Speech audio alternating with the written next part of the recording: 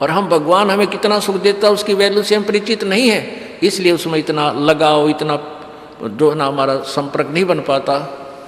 तो परमात्मा कहते हैं साईं यूं मत जानियो या प्रीत घटे ममचत, इसने ऐसे ना समझना भगवान को, नहीं तो फिर आपके हृदय में प्रेम कम हो जाएगा। और कहते हैं इतना लगाव करे, मरूं तो तुम सुमृत मरूं और जीवित समरू नित। कहते हैं परमात्मा में कितनी, उस सुमरण में परमात्मा से कितना लगाव हो आपका, जैसे चंद्रमा के साथ एक चकोर पक्षी का होता है। एक चकोर पक्षी होता है, वो कौवे के आकार का होता है, थोड़ा सा बड़ा इससे, और वो क्या करता है कि चंद्रमा जब उदय होता है तो उसका कलर लाल लाल होता है, तो वहीं से उसकी नज़र टिक जाती है पर पेड़ के ऊपर। वो ऐसे सूखे पेड़ पर बैठता है, जो ऐसी टहनी पर बैठता है कि चंद्रमा और मेरे बीच में बाधा ना हो जा। तो वो चंद्रमा जब उदय होता है वहाँ से चलता है ऐसे, तो उसकी नज़र ऐसे ही रहती है, ऐसे ऐसे। जब चंद्रमा शिखर में आता है तो ऐसे करने लग जाता है, और जब चंद्रमा इधर चला जाता है तो ऐसे होकर गिर जाता है, वो नीचे गिर जाता है, गिर के उसकी गर्दन टूट जाती है, और गर्दन टूटने के बाद भी पड़ा पड़ा अपने दुख की परवाह ना करके और चंद्रमा अस्त होने तक उसी में नजर रखता है। कहते हैं ऐसा लगाव करो अपने परमात्मा से जैसे चांद चकोर है, तो पुण्यात्मा इस प्रकार परमात्मा पाया जाएगा। बोलो सतगुरुदेव की जय। परमेश्वर पूर्ण ब्रह्म कबीर देव जी की असीम कृपा से ऐसे शुभ समागम प्रारंभ हुआ करते, और ऐसे शुभ समागमों में, ऐसे सत्संगों के अंदर वो पुण्य भागी प्राणी ही आया करते हैं जिनके युगों युगों के पुण्य अत्यधिक होते हैं। और अन्य प्राणी मान लीजिए किसी के कहने सुनने से ऐसे शुभ स्थान पर आ भी जाता है तो वो दोबारा नहीं आता, क्योंकि उसके पाप इतने दबाव दे जाते हैं कि वो इस अच्छे स्थान पर रह नहीं सकता। वो इतना भक्ति में कमजोर है। परमात्मा कबीर देव जी कहते हैं, परमेश्वर कबीर जी कहते हैं लख बर सूरा जूझ ही लख बर सावत दे, और लख बर यति जहान में तब सतगुरु शरणा ले।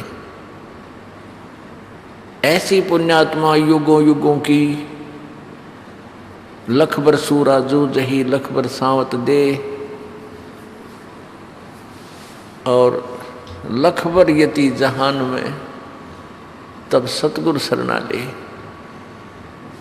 जैसे सूरवीर की क्वालिटी होती है, गुण होते हैं, जो योद्धा होता है वो कितनी भी कठिनाई उसके ऊपर क्यों ना आवे वो सत्य बोलता है,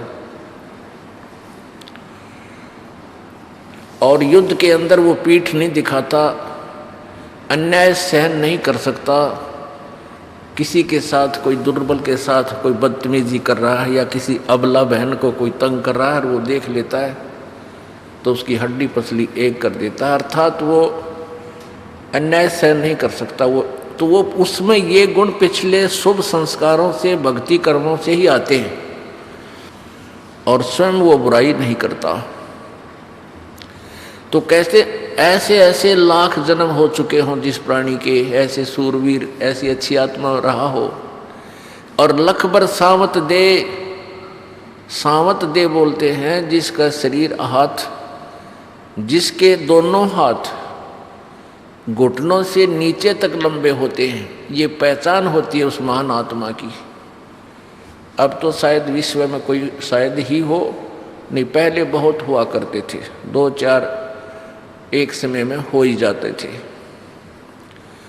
वो बहुत पुण्यकर्मी प्राणी होता है जिसके दोनों हाथ घुटनों से नीचे तक चले जाते हैं। और लखबर यति जहान में, यति जति जिसको बोलते हैं, जैसे हनुमान जैसे महापुरुष और भी बहुत से प्राणी हैं जो अपने सतजत पर ठीक रहे कुछ। तो कहते हैं लखबर सूरा जूझ ही लखबर सावत दे, और लखबर यति जहान में तब सतगुरु शरणा ले। फिर वो प्राणी कभी किसी जन्म में, और विशेषकर अब कलयुग की इस पिछली पीढ़ी में, वो ऐसे पुण्यकर्मी प्राणी परमात्मा की शरण में आते हैं।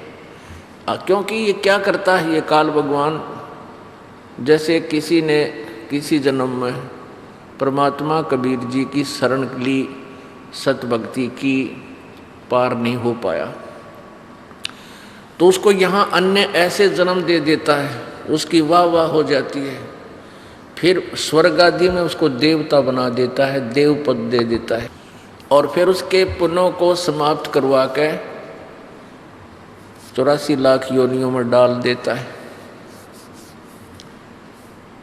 और फिर कुछ बचे हुए पुण्य और पापों का संयोग करके एक मानव शरीर भी उसको टर्न वाइज देता है।